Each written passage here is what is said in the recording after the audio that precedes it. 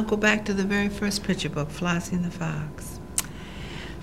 I wrote it, and Fred said, you know, it's okay, but there's something not quite right about it. And I said, well, what is it? What is it? I had the fox, Flossie, get all the way through the woods with her basket of eggs by tricking the fox. When they got through the woods, the fox was confronted by a dog, and the dog chased the fox, and that was the end of the story. And I have reduced him to crying, and the fox is falling completely apart in the story. And Fred said, you need to look at that. And I go, well, I think it's fine. And he said, it is fine, but there's a little more, there's something missing to me. And he said, as a young reader, I think that you need to look at who will be reading this and what you're really trying to say. I don't know what it is myself, but something's not right. We went for our drive, and we didn't say anything to each other about it, just drove along. And coming back, and I said, I got it.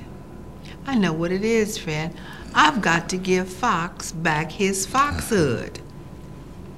So if you'll go to the last page of Flossie and the Fox, it says, Mr. J.W. McCutcheon's Hound Dogs is right behind you, and by the way it's looking, it's all over for you. That's the way I ended it the first time. When I went home, I worked on it, and it ends, yes, the hound dog knows who I am, because I've been out running and out and smarting him for years. Like I told you, I am the fox. And Flossie said, oh, I know, as she turned toward Miss Viola's with the basket of eggs safely tucked under her arm. So he couldn't tell me exactly what it was, but he made me think and rethink the end of that story. I had destroyed Fox. Was that the intent? No, it was to get through the woods safely with her basket of eggs. And she used her wits to do it. She didn't beat him over the head. She didn't shoot him.